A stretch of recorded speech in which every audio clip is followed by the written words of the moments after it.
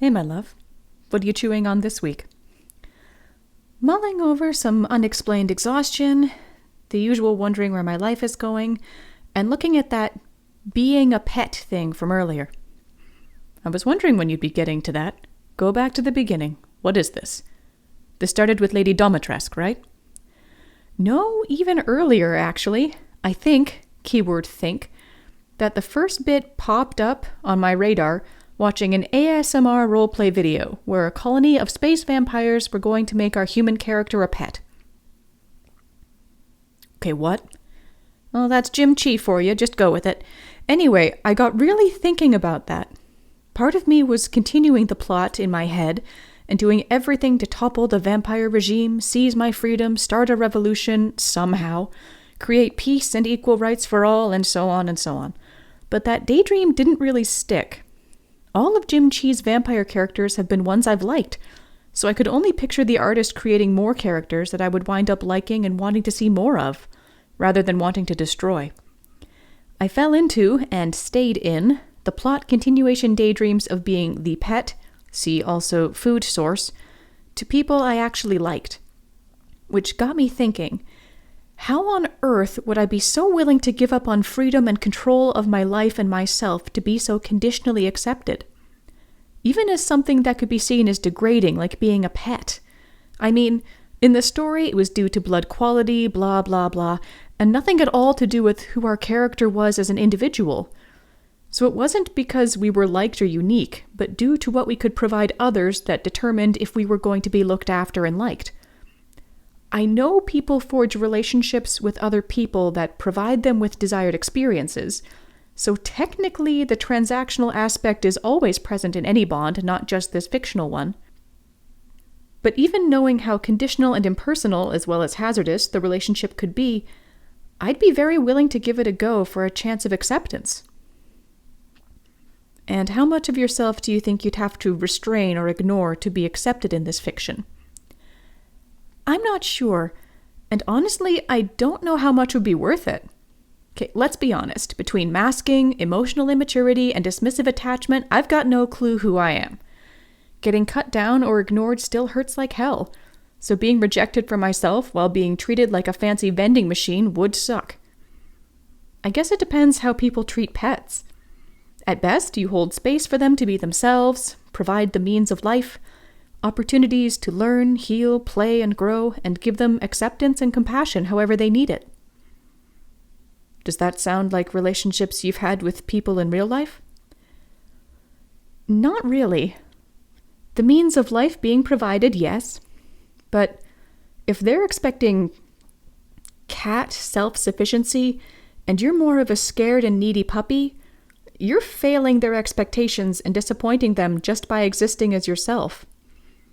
And as the pet isn't in control, you're going to be treated according to who others in power think you are or should be. So that puppy is going to learn to be a distant, though hopefully affectionate, cat, so it doesn't get abandoned or disciplined. Out of idle curiosity, are or were you a cat person? Well, I only ever had cats growing up, so I think I decided I was a cat person, as I had no other reference. My primary caregiver also preferred cats and told me how superior they were, so I believed them without question. And now? Any and all can be marvelous. I'd like to have a dog someday, but I'm scared to death of the amount of attention and care that they would want to give me. It'd be quite an adjustment. I'd be scared of hurting or neglecting them, trying to get all the space I'm used to, even if I don't need or want that space. Interesting. So, coming back to the space vampires, what would be your biggest fear in that story? The worst outcome? What would be the best? Oh. The worst would be me really liking or loving the people I'm with who wouldn't care for me at all. Not even hating me or part of who I am, but just dismissing everything, ignoring me until I'm wanted. And me still being grateful for the attention and deciding to do everything I can to be someone they would value as a person before I give up and just try to stay out of the way and not be a burden until I eventually die.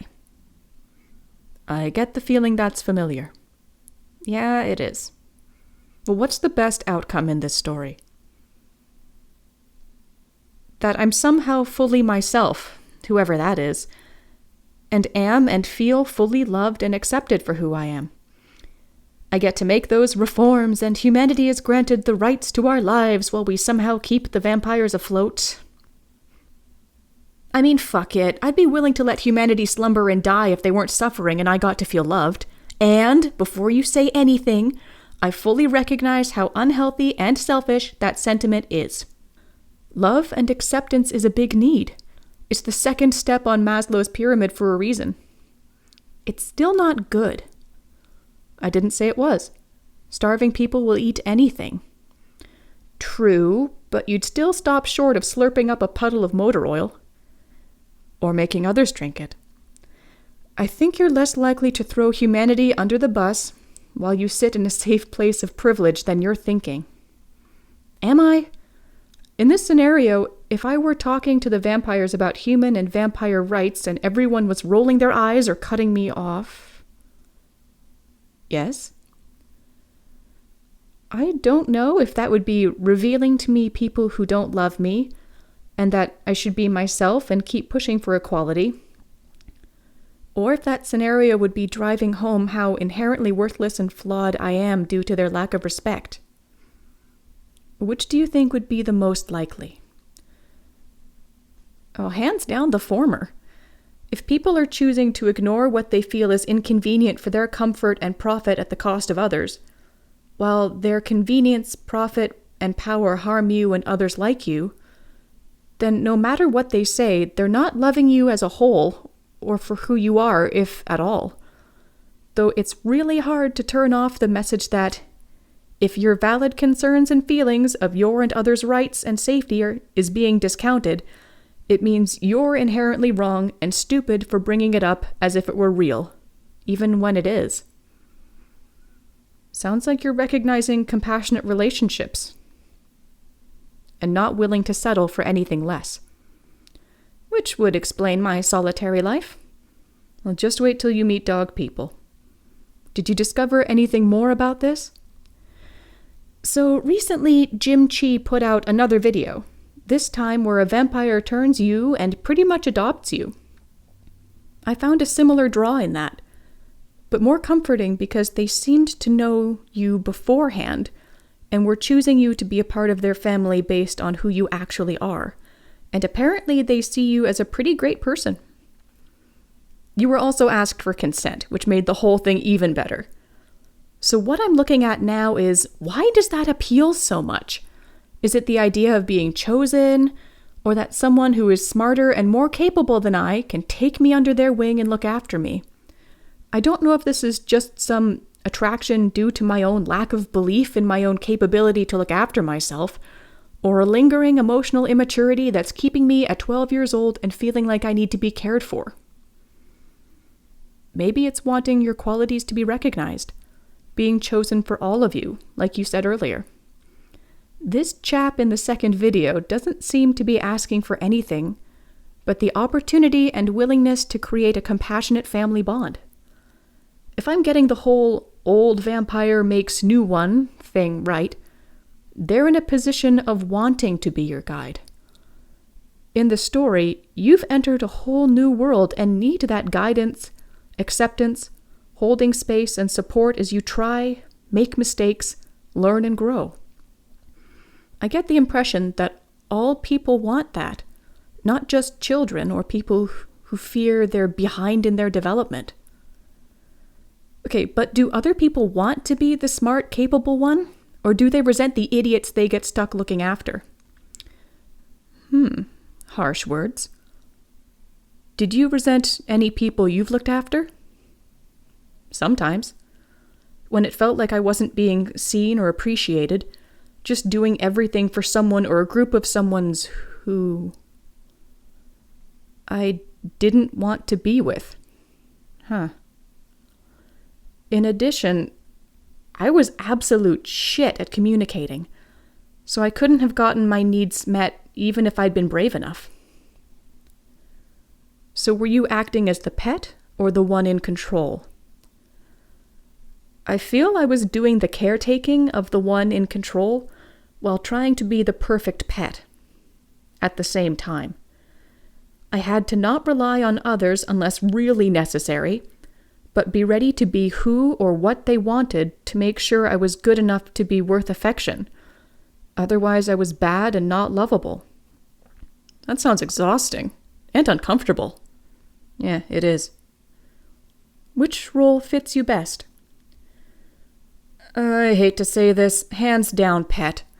I can look after myself fairly well, but I'm terrified of life and need space held for me and some guidance as I go. But do people actually want to fill that role in life? You're not asking for a babysitter or someone to do everything for you. The biggest obstacles to you are financial and understanding how much you deserve, not sloth or lack of intelligence. Everyone around you is trying to figure this out as they go. Being the pet doesn't mean you lack intelligence or ability. You mentioned the people in control being smart and capable ones. Smart and capable in what ways? As in, they know what to do at airports. If the furnace conks out, they know who to call. And they know and understand, let's say, the steps to apply to move to or work in another country. Those are all things one can learn from Googling, experiencing firsthand, or asking for help. It just occurred to me that I'm expecting everyone but me to somehow know how life works better than I do. Like what to do at new restaurants, how to talk to people at the border, and overall be able to guide me from saying or doing the wrong thing while letting me be myself. So if there's nothing in the position of control that you can't do, learn, or be for yourself, what was the draw to the less powerful role? I guess being able to follow someone. I still don't know where I'm going or where I want to go, so the idea of someone accepting me and saying, "Here, follow me. I see and understand you. I have a path that will make you happy. You will be of service and be loved and accepted." I'd toss them the reins and get to stop worrying about all of it. What makes you think they'd be right about your path? Nothing, really.